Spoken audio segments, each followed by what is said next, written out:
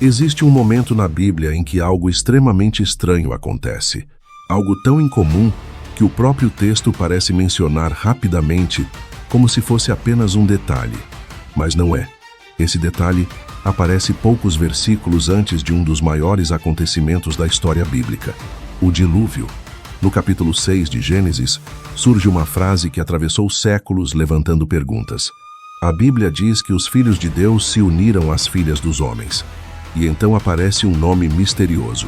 Nefilins, gigantes, homens poderosos da antiguidade. Mas quem eram esses seres? De onde vieram?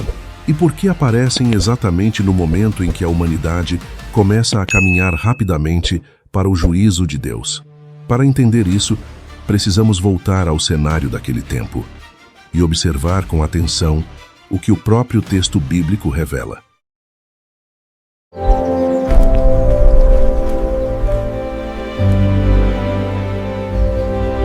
Um mundo que começava a mudar. Para compreender o surgimento dos Nefilins, precisamos imaginar o cenário descrito no início de Gênesis. A humanidade havia começado com apenas uma família, Adão e Eva. Mas geração após geração, os descendentes se multiplicaram. A população cresceu, famílias se espalharam pela terra, cidades começaram a surgir. A civilização humana estava se formando. Mas junto com esse crescimento, também surgia outro fenômeno, a inclinação do coração humano para o mal.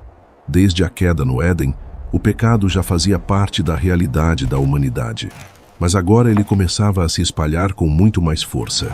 É nesse contexto que Gênesis capítulo 6 registra algo que parece quebrar completamente a ordem natural da criação.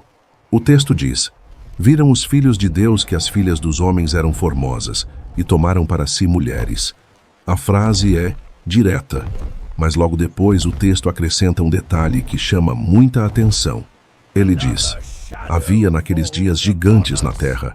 A palavra hebraica usada ali é Nefilim, e o próprio versículo explica quem eram esses personagens. Eles eram valentes da antiguidade, homens de grande fama, figuras que se tornaram conhecidas entre os povos daquele tempo. Mas o ponto central da passagem não é apenas o surgimento desses gigantes.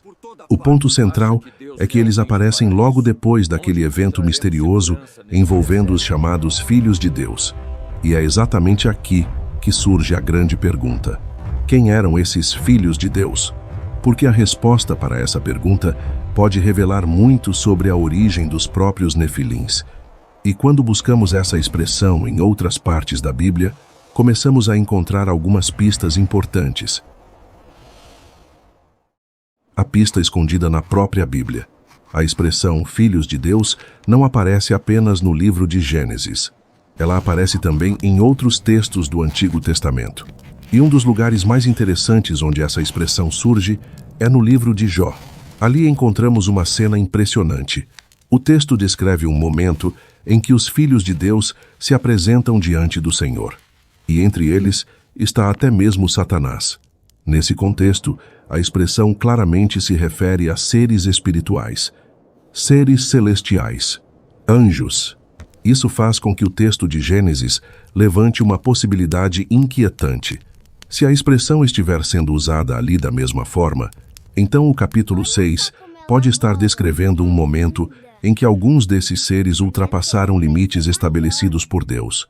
Uma quebra da ordem criada, uma interferência espiritual no mundo humano. Quando olhamos para o Novo Testamento, encontramos duas passagens que parecem lançar luz sobre esse tipo de acontecimento. Uma delas está na carta de Judas. Ali lemos sobre anjos que não guardaram sua posição, mas abandonaram o lugar que lhes havia sido designado. Pedro também menciona anjos que pecaram e foram reservados para julgamento. Esses textos falam de um episódio antigo de rebelião espiritual, um evento tão sério que resultou em punição imediata.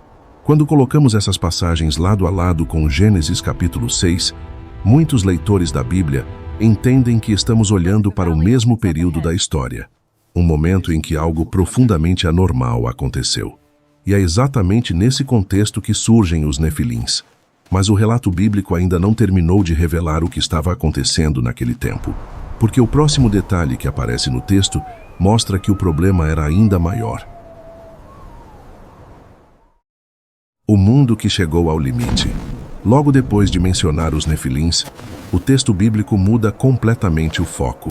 Agora ele não fala apenas de alguns personagens misteriosos. Ele fala da condição da humanidade inteira. A Bíblia diz que a maldade do homem havia se multiplicado sobre a terra. E então vem uma das declarações mais fortes de toda a Escritura. O texto afirma que todo o desígnio do coração humano era continuamente mau. Imagine o cenário: violência se espalhando, corrupção dominando a sociedade, o mal deixando de ser exceção e se tornando regra.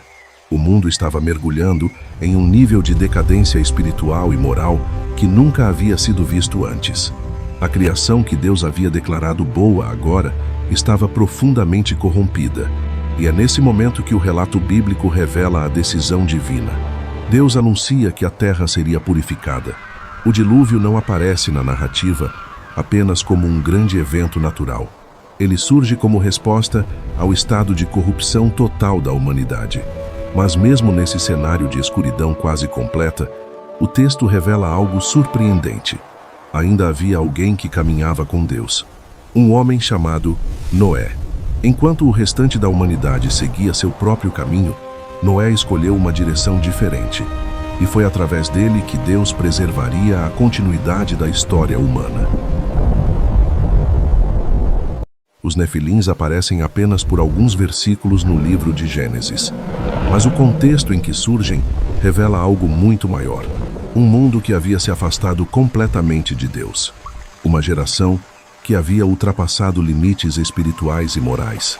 E, ao mesmo tempo, uma história que mostra algo impressionante. Mesmo quando a corrupção domina uma geração inteira, Deus ainda encontra pessoas dispostas a caminhar com Ele. E talvez seja por isso que esse texto continua sendo tão poderoso até hoje. Porque a pergunta que ele deixa não é apenas sobre gigantes, é sobre qual caminho cada geração decide seguir. Fiquem com Deus e até o próximo vídeo.